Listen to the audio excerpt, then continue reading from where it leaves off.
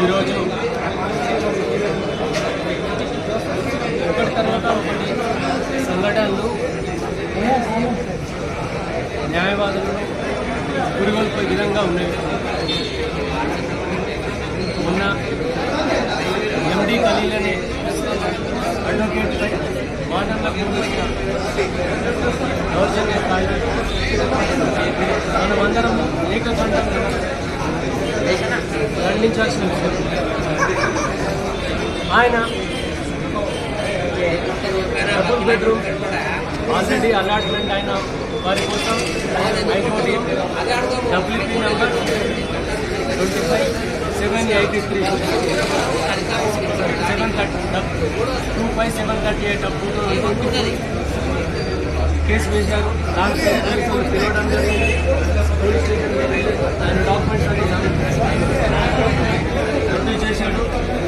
అది దృష్టిలో ఉంచుకొని పోలీసు వాళ్ళు మాదన్నపేట PS కానిస్టేబుల్ రోడ్డుపై నిర్దాక్షిణ్యంగా గాయపరిచి తీసుకెళ్లడం జరిగింది. ఆయన స్పృహ తప్పేంత వరకు పోలీసులు కొట్టారు.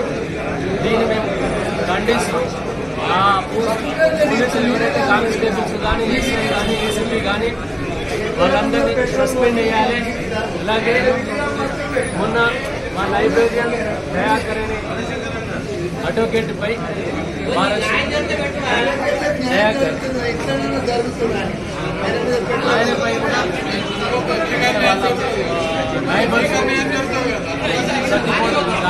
జరిగింది. ఇవన్నీ దృష్టి చేసుకుని మేము గవర్నమెంట్తో అడ్వకేట్ ప్రొటెక్షన్ యాక్ట్ యొక్క ఆవశ్యకత గురించి డిమాండ్ చేస్తూ ఉన్నాము. అలాగే సిరీస్ యాక్టివిటీస్ పోలీసు వాళ్ళని ఖండించాల్సిన అవసరం ఎంతైనా ఉంది. మొన్న ఇప్పటికీ 2 సార్లు మేము బీజేపీ రిప్రజెంటేషన్ ఇచ్చినాము. అయినా ఎటువంటి చర్యలు కొనసాగుతున్నాయని అప్పటి మొత్తం గంట గడుపు చర్యలాగా వాళ్ళని సస్పెండ్ చేయడము ట్రాన్స్ఫర్ చేయడము జరుగుతుంది తప్పిస్తే వాళ్ళ వైఖరిలో ఎటువంటి మార్పు లేదు. సో ఈ సంఘటనలు దృష్టిలో పెట్టుకొని మేము త్వరలో మా కార్యాచరణ ప్రకటించి సీరియస్గా ఉద్యమించాల్సిన నిర్ణయం తీసుకుంటున్నాం. Being a general secretary of federation of barristers and condemning, and we are going to take serious protest and actions against the government. Police రాజ్యం నడుస్తుందా అనే విధంగా ఉన్నది పోలీసుల దౌర్జన్య కాండ. దీనందరం మనం ముక్తకంఠంగా ఖండించాలి. పబ్లిక్ ప్రాసిక్యూటర్స్ ఎవరైతే ఉంటారో క్యాడర్ పీపీల టెన్యూర్ పీపీల వ్యవస్థను రద్దు చేసి మాకు ఇచ్చే పోస్టులలో కూడా క్యాడర్ పీపీని అపాయింట్ చేయడం జరుగుతుంది. డిఓపి గారు మేము స్వతంత్రంగా వ్యవహరించి ఇటువంటి ప్లాన్లను చేసేసి అడ్వకేట్లకు ఏమైతే వచ్చేసే కోటా ఏదైతే ఉందో అది రాకుండా వాళ్ళకు టెన్యూర్ వాళ్ళని అపాయింట్ చేయడం జరుగుతుంది. దీన్ని కూడా మేము ఖండిస్తున్నాం. దీనికై ఇప్పుడు రంగారెడ్డి కోర్టులో ప్రస్తుతం రిలే నిరాదీక్షలు కొనసాగుతూనే ఉన్నాయి. 41 CRPC ఈ పబ్లిక్ ప్రాసిక్యూటర్స్ ప్రొటెక్షన్ యాక్ట్ తీసుకురావాలన్న ఆవశ్యకతను మేము గవర్నమెంట్ డిమాండ్ చేస్తాం. Thank you. ఈరోజు ఈ కార్యక్రమానికి దేని ప్రొటెక్ట్ చేసే కార్యక్రమానికి ఈరోజు మా తెలంగాణ వ్యాప్తంగా మా federation general secretary Rajavardhan sir ఆధ్వర్యంలో తెలంగాణ వ్యాప్తంగా ఖలీల్ మా సోదర న్యాయవాది మీద పోలీసులు చేసిన అటాక్కి నిరసనగా ఈరోజు మేము నిరసన తెలియజేయడం జరుగుతుంది. ఎందుకంటే రోజు రోజుకి అంటే ప్రభుత్వాలు మారుతున్నా పోలీస్ వ్యవస్థ పోలీసుల తీరు మాత్రం మారట్లేదు. అదేవిధంగా చట్టం మారుతున్నా అంటే IPC నుంచి BNSS మారింది తప్ప 45 నుంచి 35 వచ్చింది తప్ప దాంట్లో మార్పులు మాత్రం ఏం జరగలేదు. కేవలం ఆ పేరు 45+35 ఇవి మారింది తప్ప దాంట్లో ఉన్న వైలేషన్స్ కూడా మారట్లేదు. పోలీసు వాళ్ళు దాన్ని కూడా ఆసరాగా చేసుకొని 41 నోటీస్ ఇవ్వాలని తన క్లయింట్ని తీసుకెళ్లి Kaleem police station he is a right to speak to the investigation officer. Police స్టేషన్కి వెళ్ళొద్దా, అడ్వకేట్ వెళ్ళొద్దా, క్లయింట్ని తీసుకెళ్ళొద్దా, జూనియర్ న్యాయవాదులకి కొంత ఫీజు ఇచ్చి పిఎస్కి రమ్మంటారు. అప్పుడు కూడా అంటే ఆ 35ని కూడా వాళ్ళు వైలేట్ చేస్తున్నారు. కొత్త చట్టం వచ్చింది, కొత్త చట్టంలో చాలా మార్పులు వచ్చినాయి అనుకుంటున్నాం తప్ప ఆ 45 కాస్త 35 అయింది తప్ప మళ్ళీ వైలేషన్ అనేది స్టార్ట్ అవుతుంది. కాబట్టి కలీం మీద ఎవరైతే అటాక్ చేశారో ఆ వ్యక్తులను, ఆ పోలీస్ అధికారులను, ఇన్వెస్టిగేషన్ అధికారులను, అదేవిధంగా వాళ్ళ మీద ఎఫ్ఐఆర్ నమోదు చేసి ఇమీడియట్గా వాళ్ళని సస్పెండ్ చేయాలని నాంపల్లి బార్ అసోసియేషన్ నుంచి న్యాయవాదులందరూ ముక్త కంఠంతో మేము నిలదీస్తున్నాము.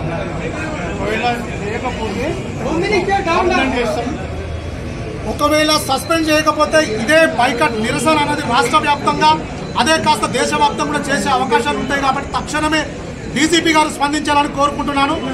పోలీసుల జులుం, పోలీసుల జులుం, న్యాయవాదుల ఐక్యత, న్యాయవాదుల ఐక్యత.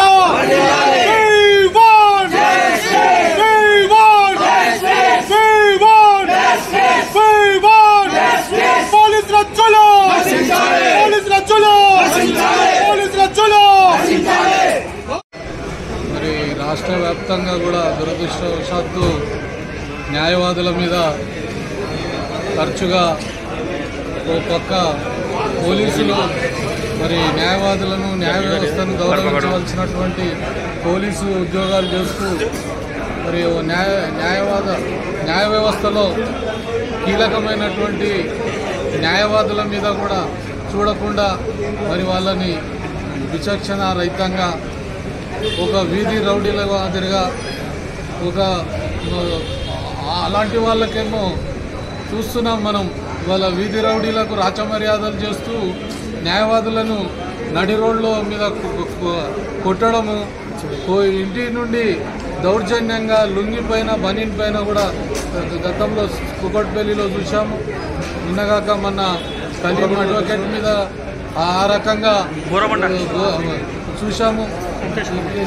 ఇంకా జనగాంలో వైఫ్ అండ్ హస్బెండ్ న్యాయవాదులు వాళ్ళ మీద దాడులు పోలీస్ స్టేషన్లో స్వయంగా. ఇంకా మన కూకట్పల్లి, అట్లాగే యూసుఫ్ కూడా, ఇంకా జనగాము, ఇంకా సిద్దిపేట, ఈ రకంగా ఈ మధ్యకాలంలో వరుసగా అసలు లా అండ్ ఆర్డర్ రాష్ట్రంలో ఉన్నట్ట లేనట్ట, ఒక న్యాయవాదులకే రక్షణ లేనటువంటి పరిస్థితులు ఇవాళ దాపురించడం అనేది చాలా బాధాకరమైనటువంటి విషయం. తక్షణమే ప్రభుత్వము ఇలాంటి దాడులు పునరావృతం కాకుండా ఎన్నో సంవత్సరాలుగా న్యాయవాదులందరూ ముక్త కంఠంతో డిమాండ్ చేస్తున్నటువంటి ఒక అంశము న్యాయవాదుల ప్రొటెక్షన్ చట్టం తీసుకురావాలని. దానివల్ల న్యాయవాదులకు ఒక ప్రత్యేకమైనటువంటి వాళ్ళని మరి వాళ్ళకంటూ ఒక రక్షణ కల్పించినట్టు. ఇవాళ ప్రతి హాస్పిటల్ వెళ్ళినా, క్లినిక్ పోయినా నీకు అక్కడ ఒక బోర్డు ఉంటుంది. డాక్టర్ల పైన ఎవరైనా దుర్చిగా ప్రవర్తించినా, దౌర్జన్యం చేసినా చట్టపాల పైన పలానా సెక్షన్ల కింద వీళ్ళు శిక్షార్హులు అని చెప్పి బోర్డులు పెడతారు. ఆఖరి వాళ్ళ ఆర్టీసీ బస్సులలో కూడా మీరు అబ్జర్వ్ చేయండి. ఆర్టీసీ బస్సులలో సైతం ఆర్టీసీ సిబ్బంది మీద ఎవరైనా దాడులు చేసినా వీళ్ళని కఠినంగా శిక్షించబడతావు, శిక్షార్హులు పలానా సెక్షన్ కింద అని చెప్పి చెప్తున్నటువంటి న్యాయవాదులు, న్యాయ వ్యవస్థలో కీలకమైనటువంటి వ్యక్తులుగా ఉన్నటువంటి న్యాయవాదులను ఈ విధంగా ట్రీట్ చేసి ఓ పక్క ఇది అలుసుగా పోలీసులు ఈ రకంగా చేయడంగా సామాన్యులు కూడా అలుసుగా తీసుకొని చిన్న విషయాన్ని కూడా న్యాయవాదుల మీద కత్తులతో దాడులు చేసినటువంటి సందర్భం. మొన్న దయాకర్ అని ఒక మన ఇక్కడ న్యాయవాది నాంపల్లి కోర్టు ఆఫీస్ బేరర్ ఉన్నటువంటి అతని మీద కత్తితో దాడి చేసినటువంటి సందర్భం. అంటే ఇది పౌరులు కూడా ఇవాళ పోలీసులే చేస్తున్నారు. మరి మనమే న్యాయవాదులకు మనమే అన్నట్టు వాళ్ళకు ఒక రాంగ్ సిగ్నల్గా పోలీసులు వివరిస్తారు. చట్టాన్ని వాళ్ళు కాపాడవలసిన వాళ్ళు, ల్యాండ్ ఆర్డర్ని కాపాడవలసిన వాళ్ళు, అది పై అధికారులు. ఈ రకంగా నేను ఉన్నత పోలీస్ ఆఫీసర్లకు విజ్ఞప్తి చేస్తున్నాం.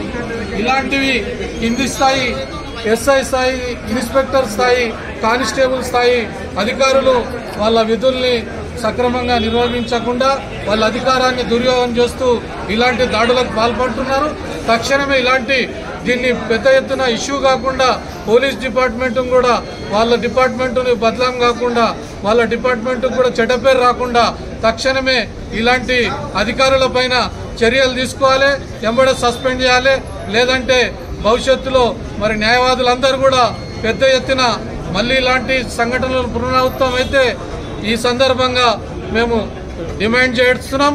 తక్షణమే ఇలాంటి దాడులు మళ్ళీ పునరావృతం కాకుండా ఉన్నతాధికారులు, డీజీపీ స్థాయి, ఇక్కడ నగరంలో అయితే కమిషనర్ స్థాయి అధికారులంతా కూడా వీటిపైన వాళ్ళు మరి పునరాలోచించి ఇలాంటి సంఘటనలు న్యాయవాదులకు వాళ్ళు కోఆర్డినేషన్గా ఉంటూ న్యాయవాదుల ఏదైనా న్యాయపరంగా ఉంటే అది కోర్టులో చూసుకోవాల్సినది పోయి ఈ రకంగా వాళ్ళని వీధిపైన రోడ్లపైన కూడా బాధడం అనేది చాలా బాధాకరమైన విషయం.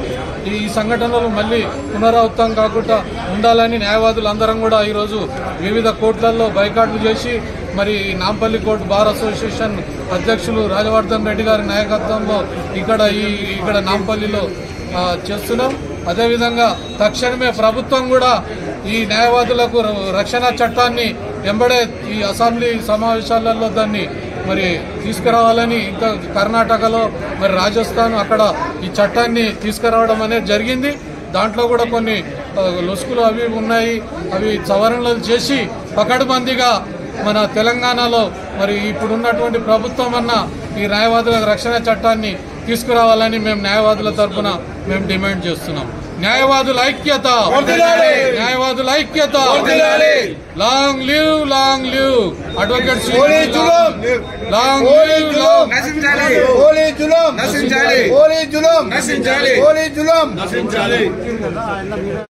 నా పేరు advocate Mohammed Abdul Kareem, high court practising advocate. 22 enrolment నాది, 2022 ఎన్రోల్మెంట్. ఈ సబ్జెక్టెడ్ మ్యాటర్లో 21 రిట్ పిటిషనర్స్, దానికి నేను కంటెస్ట్ చేస్తున్నాను. అది కౌన్సిల్ ఫర్ ద 21 పిటిషనర్స్ ఒక సబ్జెక్టెడ్ రెవెన్యూ మ్యాటర్లో concern with double bedroom allotment in situ persons. Since 15 months I am contesting in the High Court before the Honorable Court Justice. That petition number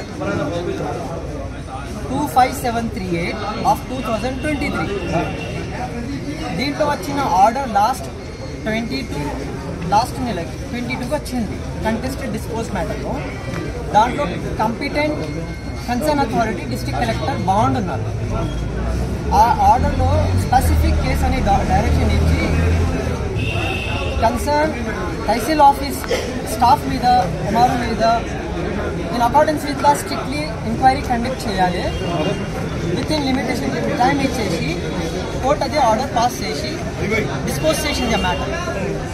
కానీ ఇప్పుడు అదే subjected place, అదే subjected flats కోసం ఆ మూసీ రివర్కు హైడ్రా లెక్కకి ఏదో జరిగింది తెలియదు. కానీ concern authorities they have started allotted them vacant, unoccupied vacant 2 BHK, which is the consent matter of my writ petitioners.